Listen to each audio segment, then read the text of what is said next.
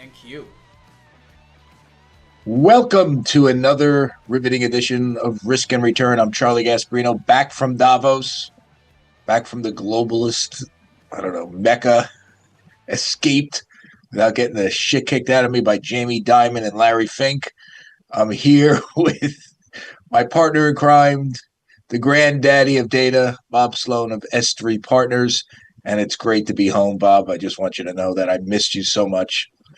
You guys did a great job without me. That's why I'm back so soon. I just don't want the other guy taking my place anytime soon.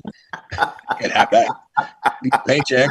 But in any event, it was a wild week, a lot of work. I just so you know, I was at Davos at a private confab. It was like a Davos within a Davos, put on by Ukrainian businessman Viktor Pinchuk, who runs this Ukrainian Institute, which is to promote Ukraine, to essentially address Russian aggression and basically spread the word about the Ukraine and the problems that it's having, and how it's fighting back valiantly. And I tell you, it was a wonderful experience.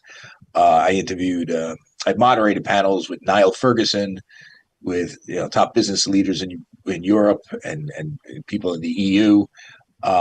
We covered business, we covered the war on the ground, and we covered even U.S. policy as it relates to Ukraine. So it was quite an experience. By the way, Sir Niall Ferguson is a smart dude, and I'm glad to see he's going to be on CBS. I've been covering the whole contretemps with Warner Brothers, and how the current owners of CBS, Paramount, the Ellisons, Redbird Capital, are trying to take over Warner Brothers. They're being fought back. Warner Brothers wants to do Netflix, but wants to go with the bid from Netflix, but they're persisting with their hostile offer. It's still persisting. Last week when I was in Davos, I actually did a story on it, believe it or not, from Davos. What was Ferguson like? He's every argument the guy makes is so well thought out, and he makes so much sense. And I agree with him a lot, not all the time, but you can't disagree with the way he presents his information and his arguments. First off, for a really smart guy, he's not an egomaniacal elitist. Right, he knows his shit, and so he's like accessible. His knowledge is very accessible. He's very eloquent. He's a really good writer. I really like the guy. You know what I'm saying? He's no joke either. He's he's not like a pansy, and he's not like a pushover, but he's the real deal, and he's a very forceful voice for conservatism, the type of conservatism that I sort of gravitate to more or less, which is, I guess, a Madisonian conservatism of something that along the lines that U.S. should essentially have a role in the world. It should be a conservative role. It should be promoting democracies. We should also, here at home, we should, that should be our first priority, but not our only priority. And he also is big on asserting sort of, fortress Europe, like having Europe be something, other than a bunch of, whiny welfare states that rely on the U.S. to take care of it. I hope I'm not bastardizing his situation. No, I don't think so at all. I think what I like about him is that he's financially literate. And by the way, wickedly, he wrote a book on the financial crisis, which was really good. As you know, we financial crisis, the ascent of money, lots of different titles. He's incredibly smart, well-read, and understands finance, understands capital flows, but at the same time, has a view on politics. Those two things don't necessarily cross. That's why our show, and that's why you do such a great job, is it because you understand what's happening and you combine that with how the political effect. I'm just a huge fan of his. I just wanted to ask you what it was like. You shared the stage with him. You got to know him a little bit. I think our viewers would like to hear about that. He's funny, engaging. Like I said, I meet a lot of these quote unquote public intellectuals. He's very accessible, and that's what I like about him. He's a good guy. He's a good guy. A guy you want to have a beer with. Yeah, and right. he'll tell you about the Peloponnesian Wars. I mean, he is an amazing. I mean, he is an intellect, and he's classically trained. So it was my honor to have him on the panel. We had a great panel. I also had panels of, we had some of the people that are in the defense ministry of the Ukraine who were actually fighting. So they gave me the on the ground assessment. I mean, what's going on right now there is both horrible and sort of enlightening in it's a sort of like foreshadowing what the future of combat will be on the ground. I mean, this is largely a drone warfare situation where both sides are sending drones and killing a lot of people. And Two the million amount, people. There have yeah, been I mean, 2 million casualties, and yet, the world kind of yawns. It's so sad. So I many asked people someone died from in this Germany. conflict. There was a guy from Germany. He's a venture capitalist, I believe, or he runs a company. He was on the same panel with Niall, and I asked him about that. I said, why is it that Europe seems to be so ho hum on this? They expect the U.S. to, step in and essentially finance Ukraine, but this is on your border. Right. We're separated with two oceans. And he said, we'd be surprised. People in Berlin are like, that's over there, and we're here. And by the way, they kind of have no concept of history. The Ukraine from Berlin was not that far for Hitler to No, invade, no, right? no. And And, we're talking about the 1940s. So, well, um, that's why Moscow didn't get invaded, because they got sidetracked in the Urals, et cetera. But anyway, that's a different story. that's a different story. But think about it. That's kind of what it's like over there. They don't take.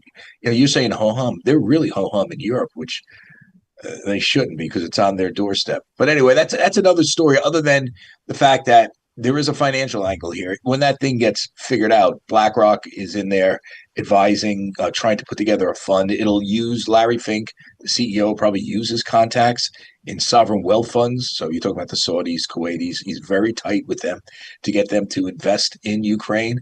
I think the place will take off once this is over. I mean, this is just okay. Yes, they do have corruption, and they'll have to deal with that, and they are making steps to that.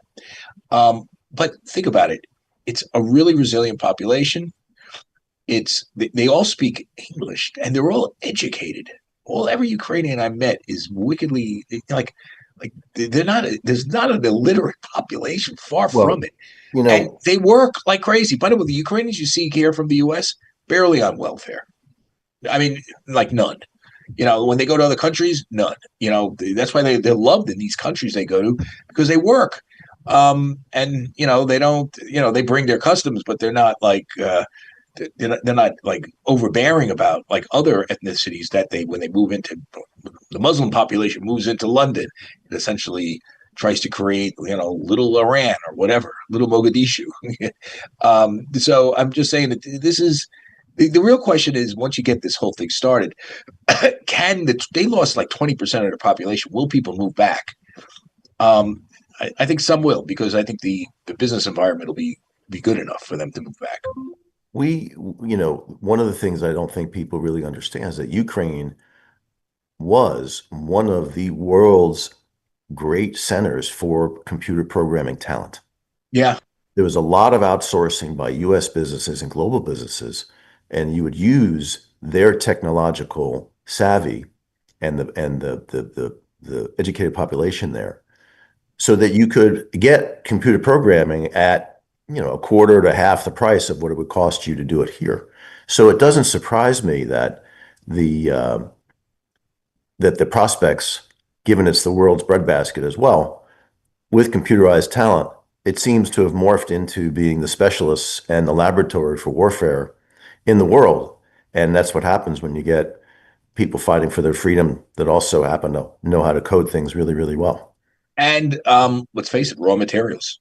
That's there is a deal between the U.S. and Ukraine right now on Yep. rare, Right. and so that's going to be they're going to break ground on that very soon. So here it is. I mean, the only thing preventing that place from taking off is this war, but it's not like the only thing. It's a big thing, and it seems almost intractable at times. We'll see. We'll see if Trump can do something about this. But man, we got a lot of stuff going on here. As you see with immigration, we have almost an armed uprising in Minneapolis, which is not quite in our, it's not quite our wheelhouse here at Risk and Return. It doesn't impact stocks, maybe gold, as you said earlier before we were discussing this.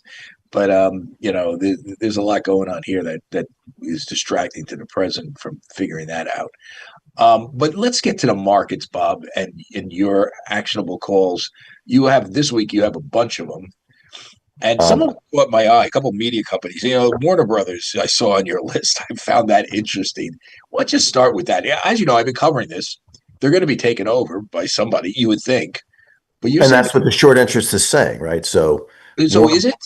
But the short interest is growing, right? Or am I missing that? no, it's not growing.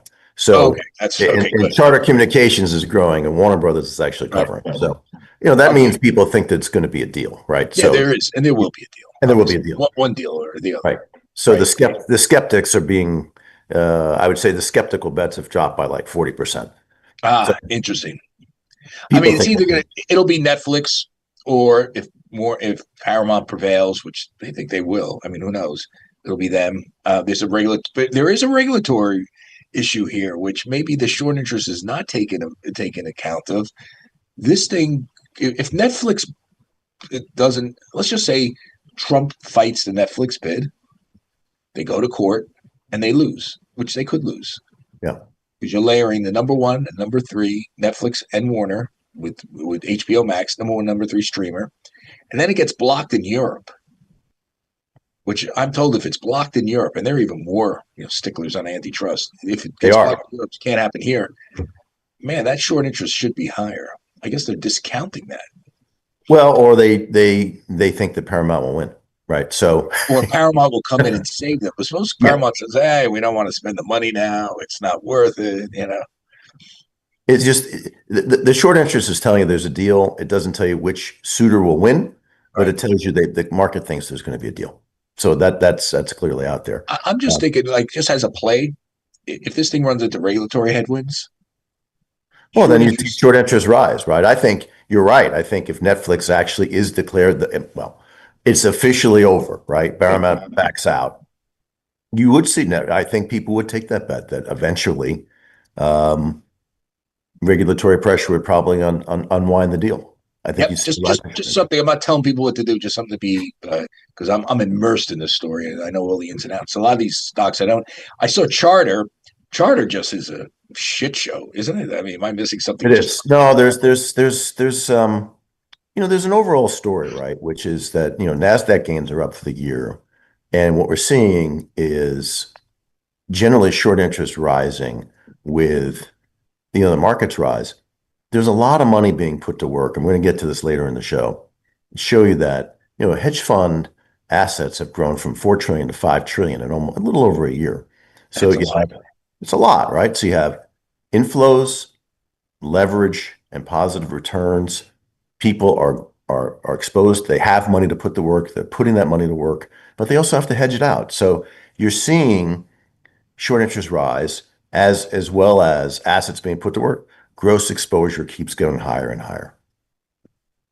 Interesting. And Charter, just from a fundamental standpoint, I know that you're not getting into that with the short interest, is just a mess of a company. Yeah, no, people are negative on Charter. I mean, that's for sure. It's just the earnings are. It's a by the way, it's a tough business. That cable business, cord Right. cutting. It's just so you can see where that's heading. By the way, the Uh, same dynamic we're seeing in Asia too, right? So we're seeing the same thing happen in the Hang Seng. We love talking about, as you know, we love talking about Hong Kong stocks as a proxy for what's happening in China.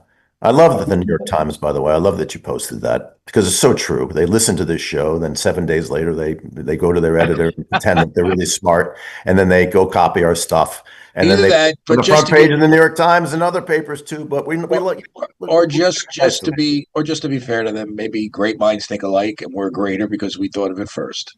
well, I mean, the Venezuela story was like, oh, let's not use Gramercy. Let's use a $150 million hedge fund. Let's not use this one. Let's use another hedge fund. So Right.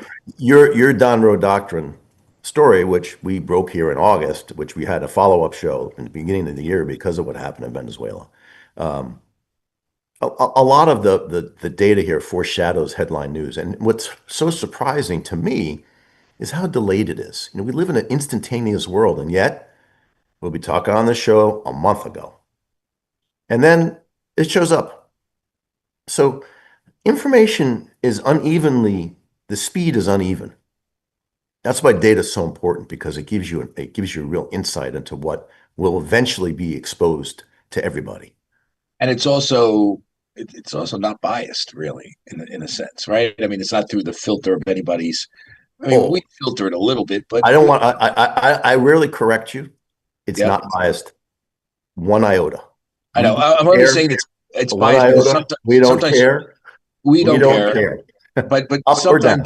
sometimes we do comment. There's a little prism that it comes out of our mouths, but for the most part, we're just like kind of saying where it is. We're not like waiting for somebody on. A lot of times reporting. Just so you know, Bob, I've been doing this a long time. Is that we wait? A lot of reporters get a call. You know what I'm saying? Yeah. And the calls from someone's short along. Hey, go look at this. This is interesting. We're not waiting for that call. No. We got the data real time, and then we're throwing it in your face and saying, "Do what you want with it." So that's why kind of we're ahead of the game all the time here. Then it's so true. And our job at S3 is not look, the reason why it's so powerful is we're in no one's pocket. No one, nobody, and I mean nobody, I agree. tells us what to do. We have published things on DJT. We don't care. It's the right thing. We've done things on communist China. We don't care. It's the right thing because it's newsworthy and it hits the markets and it has an influence. That's our job. That's what clients hire us to do. And that's why we're the best in the business, because we have that independence and we stick to it. Absolutely. We'll go through some of these. Some of these are fascinating. Some of the companies I don't know. Well, do you want to do picks, or you want stocks? Your pick. How do you want? What do you want to do? Let's do picks. All right, let's do I picks. love your picks. All right. And by the way, our audience loves your picks as well. Well, listen, then we got to give the audience what they want, right? Give them what they want. Okay, so let's go over last week. We had a bearish call on Abbott Labs, which turned out really well. The call was right. Stock was down 10%. We had a bullish call on Intuitive Surgical. Basically, it was a wash. It was down 30 bips. So we'll say that's a Okay. wash. Lost like a tiny bit of money.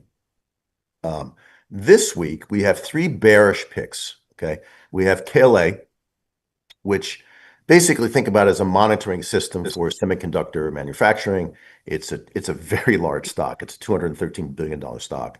Reports Thursday afternoon. We have a bearish call on it. Interestingly enough, a lot of these stocks that we're calling out as for a bearish call is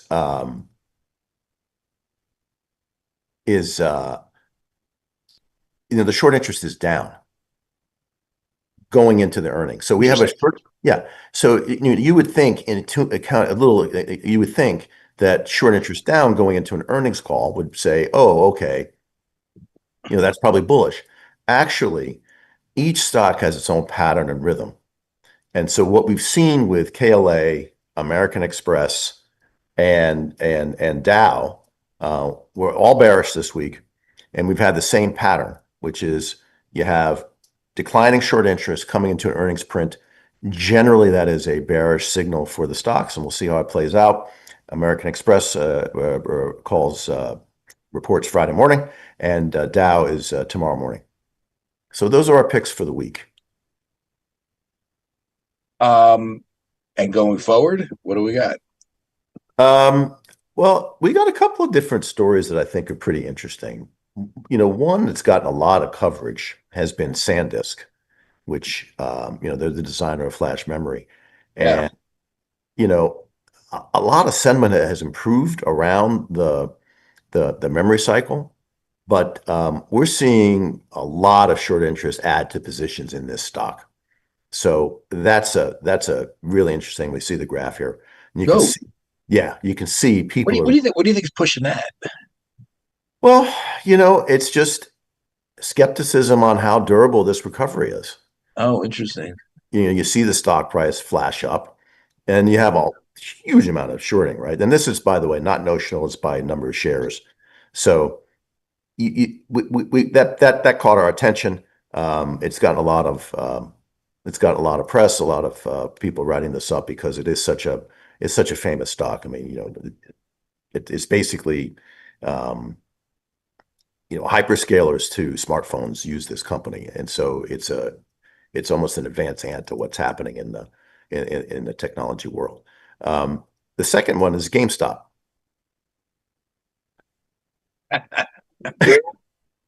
All right. What a landmine this is. Let's go. I mean, Michael Burry's in it. I mean, that guy's all over the place, isn't he? He most certainly is. I mean, we should point out who he is. He was one of the big short investors, a brilliant guy, allegedly make a lot. Well, not allegedly, he made a lot of money betting betting that the financial crisis would happen, would decimate, all sorts of stocks, mainly of the banks and mortgage companies and things of that nature. Um, Although since then, has his record been great? I don't know. I mean, do you follow it? You know, he's a private investor. You don't really know what he's doing, but he did close down his fund, right? So Yeah. generally, people close down the fund when people lose confidence. I think a lot of what's happened in the last couple of years is that you have an upward bias in markets. It's a absolute positioning market, meaning the reason why battleground has become such a thing, and the reason why we named it battleground is because indexing, your friends at BlackRock and SSGA at State Street and Vanguard, et cetera, passive investments own 70% of every stock there is. Oh yeah, absolutely. So what's left? Well, you have active managers. Active managers have been under an immense amount of pressure in the last 10 years, precisely because indexing has taken off the way it has. It's become the predominant investment vehicle. So that changes price discovery, meaning what's the valuation of the company and is it expressed in the stock price and is that being discovered? And because of that, positioning, where is the volatility in the marketplace? And when you have those, as we keep saying, and we'll keep saying it, when you have active longs, more or less equal to short interest, you have an explosion. And we went over this last week, Charlie. We had, 90 days ago, you had all these AI stocks, et cetera. Now you have a completely new set of battleground stocks because basically the bets were laid down. The croupier came in. Okay. The winners took their chips and the losers left the table. Okay, time for a new game. And that's what's happening. So GameStop is pretty interesting because Burry makes some good points, right? He says the cash flow of the company's better. He likes Ryan Cohen. He likes the fact that he's invested in the company, hasn't sold, et cetera. He tells you that the company actually has the cash to do the things it wants to do. That's his thesis. And he likes management. I mean, if I had to boil it down to two things, that's what he said. So short interest obviously says, hey, we're skeptical. So we're going to watch this very carefully. By the way, they got cash because of being heavily diluted, right? They wickedly diluted shareholders over the last. No, but they held on to it, right? And I think that's the point. They just didn't, a lot of people raise cash and dilute the shareholders and go through the cash too, right? Right. So, and they don't have tremendous amounts of debt, do they? That's a good question. Don't know. I don't think. I mean, that's what killed AMC, right? Yeah. Because it diluted, but it had tremendous amounts of debt, so it was consistently cash flow negative. Right. Another stock that we're watching and is a hedge fund favorite is CoreWeave, which has a $28 billion market cap. That provides cloud infrastructure for training and servicing AI models and serving AI models. And this is a stock that has been going through a lot of money, right? Now they just got a $2 billion investment from NVIDIA to expand its partnership. Now that boosted some market confidence and you give some confidence in the company's growth trajectory. But even so, the short interest is up 65% over the last 3 months. By the way, GME's debt is pretty de minimis. I think they have. That's what I thought. I read the piece on Substack that Burry put out on GME, and I'm trying to boil it down to the salient points. But he did not mention debt load or debt servicing. It's not that. I mean, they have $8 billion. The last I saw was something like $10 billion of cash, and right? And does that make sense? And like 4 billion in debt. I mean, it's very manageable, Right. I mean, in other words, and more importantly, right? the balance sheet is that the income statement, the cash Strong. flow of the company is doing better, and that's his point. So And they've been closing stores and laying people. The cash flow problem. is better, right? The problem is with that company is like the business model is horrible. It's selling games, stuff in malls and stuff Well, like okay, e-commerce platform, right? So, whatever Ryan Cohen said to Burry caused him to come out. He's got a lot of people following on Substack, so yeah, we're going to watch this very, very carefully because it will become a battleground stock. It just will. It's already been one, and will continue to. CoreWeave, we talked about this. Short right. interest is 65% in the last 3 months. And this is a classic concern over heavy CapEx and execution risk, right?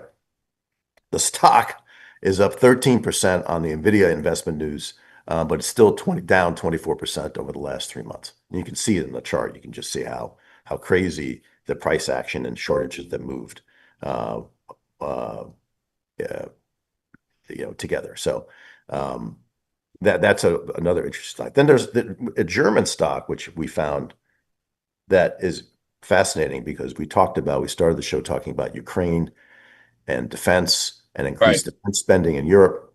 Hensoldt is definitely, it's a $10 billion, or 10 billion euro market cap company. And this is a stock where you have active longs and shorts equal. So you're going to watch this stock. We'll watch it. The short interest has risen from low levels, and it's definitely a battleground name where you're getting valuation pushback, which is competing with the strong backlog trends and broader European rearmament narrative. So this is a defense It's stock. called it's called Hensel. Hensoldt, HAG is the symbol. Oh yeah. I will say this: the whole notion of focuses on sensor technologies for protection and surveillance missions in defense. This is so tied to what's going on in the debate around Ukraine right now, Bob. Exactly. I can tell you that's all people were talking about. I mean, these are companies that support drone warfare, and Yeah. what they are talking about in Germany is a vast expansion of this of sort of like almost how can I put it? It's not like one manufacturing hub like in Munich, but many across the country that can Yeah. deliver this stuff fast to the Ukraine. So I guess that would be why HAG does well too. And you can see the underlying narrative, right? Why would someone be short the stock? EU regulations, the bureaucracy, the squeamishness about giving high technology and sensor defense to Ukraine. These are Right. all things that are under, that are headwinds for the stock versus the reality of people need arms. We want to give it to them. Here's a company that can do it. Yeah. And there's no real sort of groundswell to create this sort of ecosystem to develop this stuff fast for Ukraine. At least not yet. It's almost disheartening, but It is it's what it disheartening. is. I would agree with you there. We've been watching the Hang Seng, as we talked about. If you look at some of the largest increases in the Hang Seng Tech universe, which is Xiaomi and Lenovo. Xiaomi is a telecommunications company, as you know. Lenovo makes computers, and even though some of the shares are down a lot, we still see short interest higher. So the stocks have fallen. We haven't seen a lot of profit taking. You're seeing short interest rise. Uh, that's an interesting dynamic. I would tell you it probably tends bearish, but it's overall in the marketplace. There's a lot of money around. People are investing. They got to hedge their risk and or take bearish bets. And these things are tied to the Chinese consumer. And we've seen front page stories in the New York Times talking about real estate. Yep. Chinese It's just consumer problems with the Chinese consumer, the economy. consumer, et cetera, et cetera. And then, obviously the story with I would say the purging of the top military leaders in China too. that's destabilizing to any tech sector. So you're seeing it play out in the marketplace, all these different things about the consumer health, real estate health, and now questions on the leadership of the Chinese military is playing out in real time and in marketplaces around the world. It's pretty fascinating. We should turn back to GME for 1 second. They got a nice pop out of the Berry thing. It's off today. Down, not modestly down today. But I want to say what's going on today, Bob. The Fed held interest rates steady. Yeah. Not a surprise, but what do you think that means? I mean, does this just heighten the sort of drama between? I mean, does Trump put out a tweet tomorrow saying it's too slow, Jerome, and and all the rest? But he's already done that, right? I mean, he that song's been sung, right? So he's already made his displeasure known. It's not a secret. And yes, he'll probably say Powell's always too late. The marketplace is, the economy is it's, if you had said a year ago, we're going to raise tariffs by $1 trillion and the economy is going to grow 3.5%, 4%, you wouldn't have gotten any takers, but that's exactly what happened, right? Did they raise it $1 trillion? Then they back off, or is that a net? Well, I think that's the number that they collected. Okay. Maybe I'm off by a couple $100 billion, but it's something like that. So that's the thing. And the two biggest stories are really the yen and what's going on in the Japanese bond market, because that absolutely has direct consequences on the long end of the U.S. Treasury curve. There's no question about it. There's a basis trade, a very well-established one. When rates in Japan were very low, you could get basically zero cost funding, exchange the yen for dollars and go buy treasuries and leverage that up a lot. However, that funding cost has went from basically zero to the 10 years now at 2.5%. And rising. And they had one of the craziest days ever, right? Where you had the yen flying around all over the place. It was up at 160, down to 153. So, any yen move and interest rate move in Japanese bonds, where Japanese investors are the largest, still U.S. Treasuries. U.S. Treasuries, if they all of a sudden say, gee, stay close to home because there's no currency risk and I'm here, that's a big, big, big deal. I agree. But the stock market loves it because the yen weakens, and Toyota is still a huge company, right? And that helps them tremendously, and that's still part of any trade deficit. It's always about cars and computers, right? So that's the thing that you have to watch. And then gold over 5,000. But it's crazy because the short interest in gold miner stocks, the dispersion of which stocks have done well is really wide, and we've seen short interest basically capitulate in a lot of these stocks. So gold at 5,000, that comes back to your Ukraine, Iran, Venezuela, Minnesota, global unrest. People are nervous. And though the 10-year bond yield has not really gone nutso on, it's popped a little bit on Japan. Popped a little bit on Japan. It really popped. I did a story on this. Yes, you did. On the tariffs that Trump was threatening regarding to Greenland. Yeah. Like, you don't give us Greenland, we're going to whack you with 25% tariffs on all your goods. And literally, you saw the 10-year go from something like 4.1 to 4.3 almost. Boom. That's a big move. It's a big move. So, Mark, but what we are seeing is that more money being put to work.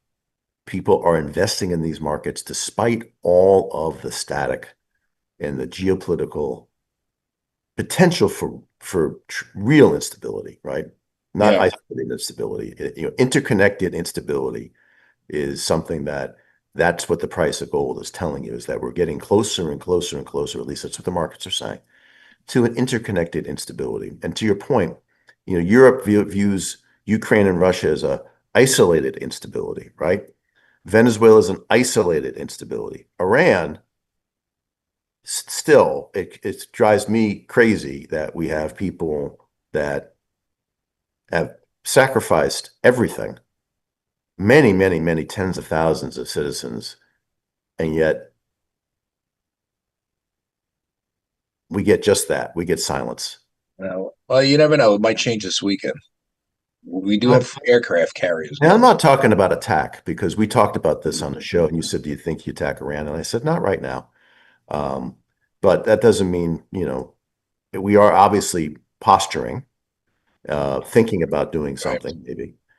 But the point is that for us not to be unified, for other people trying to actually express themselves for freedom, I think it's not what this country's all about. Well, if you want to know why gold is up, I mean, there is a disquieting factor here at home that's a little scary. Well, what's going on in Minneapolis? Okay, since we were going to avoid this, but I guess we should go for it because, you know, Well, Iran's not Minneapolis, so no, but it's if there's an insurrection, literal insurrection, if the federal government cannot enforce immigration laws and a state is essentially broken, gone rogue. I mean, that's a reason to buy gold. I mean, that's literally getting at the heart of of our government's ability to impose federal law on a wayward state.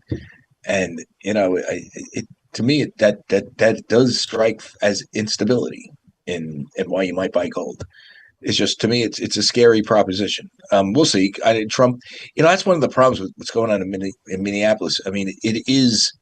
If you look at the pictures, it is just like it is literally an insurrection that's going on there, and it's done by a bunch of left wing agitators, and they all gather, and they're very mobile, and they're all on their iPhones, and they're all organized, and they're financed, and this is a story that I think is going to play out, and there'll be a financial impact on it.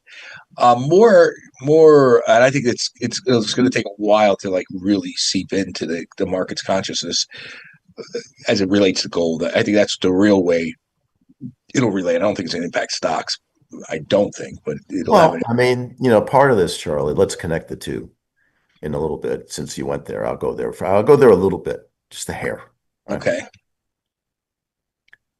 Do we believe that protests in the streets of Iran that we have no influence on that at all? I don't know. Probably, I think we're giving it a little push, right? I would say. So maybe the other side saying, well, let's see how you like it. Very possible. There are. I mean, who knows Like how this this is money is chess flowing?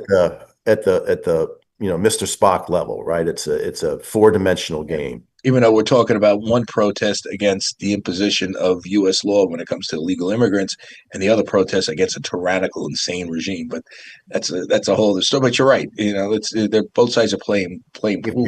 you're interfering, we'll interfere. Yep.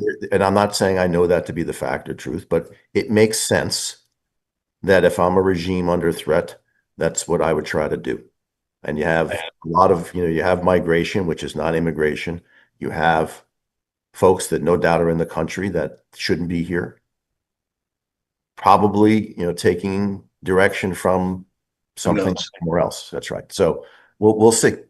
Before we wrap up, what do you think of the Fed race? Isn't it odd that Kevin Hassett hasn't been named yet? Now, you and I mean, I was first to report that there was an effort by Wall Street to tell Trump, don't go there. He's too much of a cheerleader. It's going to destroy confidence in the Fed. And it looked like he was on the verge of getting it. Kevin Hassett, the current NEC chair, National Economic Council. And then all of a sudden, three other people emerge as possible front runners, and Trump's running around him. You got Kevin Warsh. He's now an academic, longtime Fed governor. He's at Stanford. You have Rick Reeder over at BlackRock. There's one other. There's a Fed governor that's in the race. His name escapes me right now. But now it seems to be kind of a horse race, isn't it? Well, did you take an informal poll over at Davos? What was the thinking? I think if Because you I asked some of them before, right on the verge of Davos, they still thought Hassett was on the odds-on favorite. Still, really. Yeah, But isn't there a kind of thing where President Trump, when he starts parading you around, it kind of means you're out, right? You know, yeah. You either have it or you don't. right, right. So, look, it's amazing to me how tightly held some of this information is. Well, it's Now, all in his head. That's why he doesn't. And by the way, everybody knows if he says one thing, that doesn't mean he's going to go for it. right. But you take the prior three presidents, and I mean that weren't Trump, so Biden, Obama, and Bush. I Yeah, mean, these things would be on the front page. You would be writing about it the next day. yeah, because it's all done through a sort of administrative process, and this is all Trump. It's all what's in his head, and clearly he's having second thoughts about Hassett. That doesn't mean he's going to backdoor him, but he's definitely having second thoughts. Again, everybody still thinks it's him. He's loyal. Powell didn't lower rates. Maybe Hassett's a Betting markets are saying that it's neck and neck between Walsh Warsham Walsh and and Hassett. no, and Reader Reader. Yeah, I saw that. way up. Now that would be interesting because Larry Fink and Trump are tight. Mm. Trump mentioned Larry Fink in Davos. Hmm. Everything Larry touches turns to gold, he said. So now here's something interesting. Wrong. A little bit of a little grapevine stuff from Davos, and then we're going to wrap this up. Okay, so in Davos, I think it was announced that J.P. Morgan is now being investigated for debanking Trump. Yes, there's a $5 billion lawsuit, right? Right. So he sued him, which is true. They debanked him. They would claim they debanked him based on pressure from the Biden administration. Said you have to, and you have to worry about reputational risk, and it just came after January 6th, and he was under indictment, so they would have gotten attacked by the regulators. So anyway, be that as it may, if you notice, Trump was also debanked by Bank of America, but they didn't. But he didn't sue Bank of America, at least not yet. The thinking is, at least people in the know believe that the reason why Trump went after Jamie and went after JP Morgan is because he's pissed at Jamie Dimon. And why is he pissed? Well, there was a story in the Wall Street Journal that said the Fed, that Trump wanted Jamie as Fed chair. Fed chair, that's right. And he never did. Right. And it was like some planted rumor. No one knows exactly who. And what happened was, the White House was kind of slow to disavow it, I think. But even more importantly, J.P. Morgan didn't push back on it. Oh, interesting. Like they didn't come back and say, this is absolutely untrue. And it apparently it is. And so Trump got really pissed at Jamie. So he said, all right, I'm going to sue them, son of a bitch. And that's what he did. That's what he did. And now Trump came out today. He made a crack about Jamie. He goes, is Frank Bisignano here? No, Frank's, I think he's head chair of the Social Security Administration. Now, Frank, I've known Frank for years, longtime JP Morgan. He's mentioned like, oh, you used to work for Jamie, right? He doesn't like me anymore. So he said something like that. Anyway, it is kind of funny. That's some of the scuttlebutt coming out of Davos. Bob, I'm going to end it here. It was great seeing you again. We have to do dinner soon. We will do it soon. Hopefully the weather will comply. Hopefully it won't be zero when we go to Ilion. Celebrate your birthday. Yeah, I'd love to. Yeah, don't mention that. We'll end on a happy note. Well, let's end on a happy note. All right, 64 years young today. Beautiful. Happy birthday, my friend. Thank you, my friend. Let's end it there because I think we gave people a lot to chew on between the Fed chair, between your actionable calls, between what we see with battleground stocks, and the Warner Brothers short is interesting to me. That people are backing off that short where maybe it might not be time. Who knows? I don't know. Again, this is Charlie Gasparino for Risk and Return with my partner Bob Sloan. See you next week. Same bad time, same bad channel.